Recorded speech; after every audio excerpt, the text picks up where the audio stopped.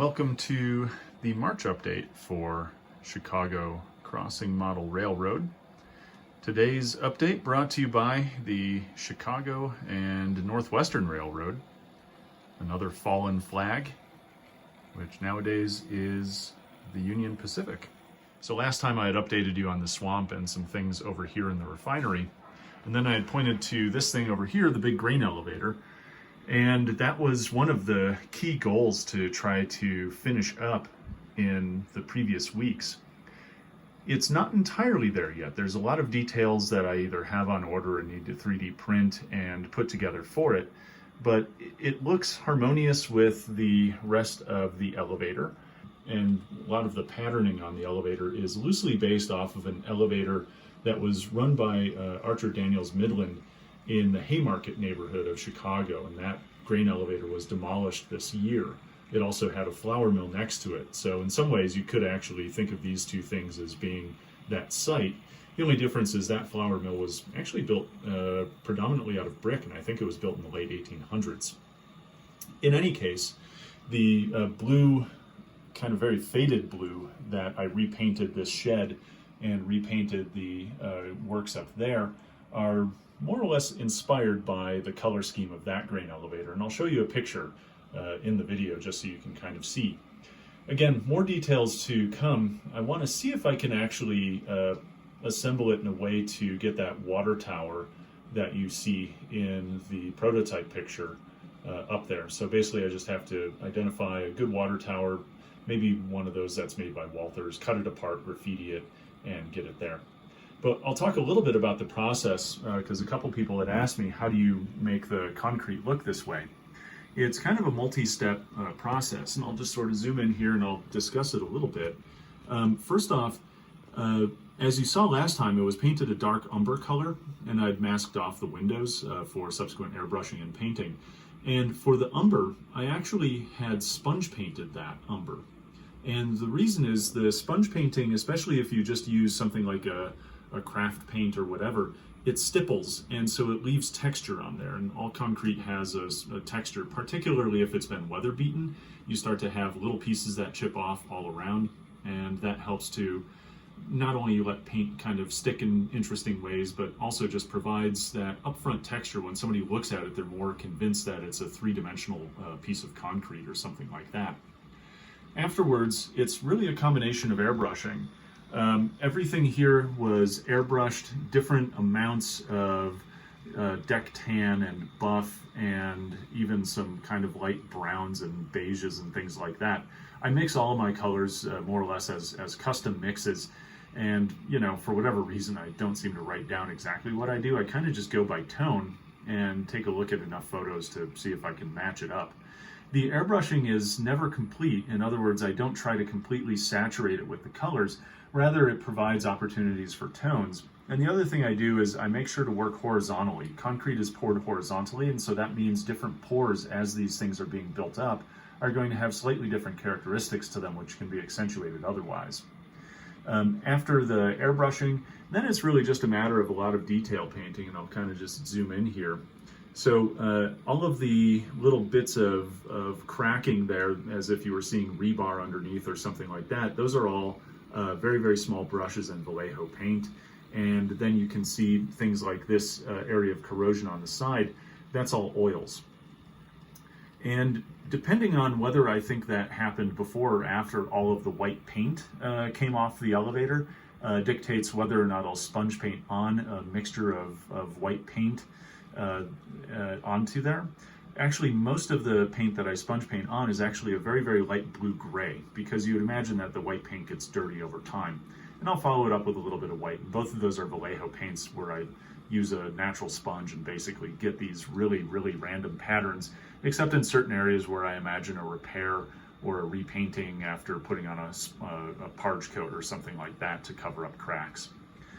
The end result looks pretty nice. Again, I'm pretty happy with how everything turned out. You can see on this side, for instance, that door creates a bit of corrosion. And so the weathering just kind of follows water as to where I think it is. The other enhancements on here, again, there's a lot of detail to be put on because this is just a standard Walthers kit. Everybody has one of these. And so it's difficult sometimes to differentiate between what's here and what everybody else has. So taking a look at prototype, a couple things I did. Number one, there's a door over here, so why not make that door access something? And why not make sure we have modern safety standards, so some railings, cage ladder up here, some additional ventilation and things like that on the side. The roof all gets weathered almost randomly with washes. On the other side, I still haven't put back those cyclone filters. I'm not sure exactly what I'm going to do for the cyclone filters just yet.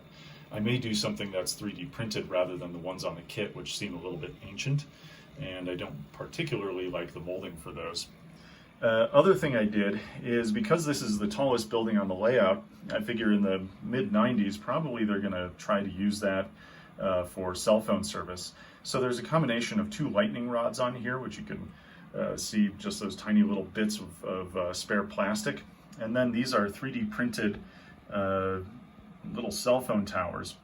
What I then did is I took thread and kind of ran it down as if they had been wired post hoc, as they would be. And then that thread runs down the length of the building over here to carry signal, and then somewhere down here I'll go ahead and put a relay box as I keep working this through. The other thing that I've put in for the moment, and it's kind of temporary, we'll see exactly what I need to do, but I put a chute that assumes you have a kind of bucket lift that goes down into a grain dryer, and then that will return or recirculate back into the tower. That grain dryer is all a 3D printed item. It just comes whole. And that's actually kind of a nice little element to put on. You don't anticipate that when you're getting grain deliveries that it's automatically going to be dry, so pretty much every complex has one of those. Anyway, nice looking grain elevator. I was really happy with it. Again, a lot of detailing yet to be done on it to bring it fully into kind of harmony with the rest of the model. So it's really kind of just the beginning of the process, but at least it's not some weird looking umber or generic white thing just sitting on the layout, so that makes me really happy. Everything else on the layout has really been just tiny little detail work and things like that. I'll give you some examples. Tiny little dumpsters here. All of these get their own little paint job and get detailed and things like that to make it look like, you know, some kind of stuff fell out of there, or maybe it's got food that happens in there, and those are sitting all about the layout now. The other are these fun little applique gas meters that I purchased on eBay, and they're just laser cut wood. You paint them yourself, and then you just kind of stick them on to various buildings. And so I've got one there just because it's pretty nice and obvious and people can see that part of the Mach speed flyover of the layout. I've got some other ones, you know, like right here, there's obviously a rental unit there. So there's going to be more than 1 meter since they're independently metered. And on this building here, you've got some there, got some back there, there's one on my house. So I'm kind of just going crazy, sticking all these little meters onto various spots. While we're in this neighborhood, I'll also point out the burglar bars. That's another little element to provide just some bit of detail and some neighborhood context. This building needs a lot of weathering and actual real painting on it. It's kind of just done, you know, to be basic. But anyway, burglar bars, those are laser cut wood. And then this is actually some of that gold metal fencing, which looks like those cages that are drawn across windows and doorways in order to keep people out. And that comes over to signage then. This is really where I've had a lot of fun just in the past few days. Trying to make this unambiguously look like Chicago. I remember the very first layout tour I said, well, it could be almost anywhere. But, you know, if I've got printouts of Chicago buildings like these, then might as well try to increase the opportunity for people to know what it is, especially those who have lived in the city before. So here's a good example. What I started to do is basically just work through Google Images and find things like CTA bus stop signs. This is a sign for the number 1 Cottage Grove route, which would conceivably go all the way to the far south side. I'm pretty sure when I was visiting Hegowich long ago, I took the Cottage Grove all the way down there. So that's actually a super tiny little printout. It was basically just printed onto cardstock, and so it's you know, not like thin paper. You can cut it out and you can just super glue it onto a lamppost like that, and it looks really good. Eventually these lampposts will be painted green like all the lampposts in Chicago were back in the mid-90s. Likewise over here, we've got a Metra train stop sign. The camera never really focuses on that, so just look at the blue thing attached to the light post and that gives you a concept of it. Well, I've decided to actually put up some Metra signage now. And so this station here, the little butterfly canopy, is for 95th Street, which is a real station. It doesn't look like this, but again, I don't think anybody can ever on a door decide to model things as they exist entirely in the real world. So that's 95th Street. The woman in the center there is actually pointing at a very, very, very tiny shrinkage of a CTA, or not a CTA, but rather a Metra map that I posted onto that little signboard and then put there. So she's telling her friends which train they're getting on and where they're going. And then if we fly back over to the neighborhood, again, this is kind of front and center because if you wanted to find a sense of place, well, and a sense of time, this is going to do it. I cooked this up as a homebrew signage based on some clips I was able to screenshot off of YouTube.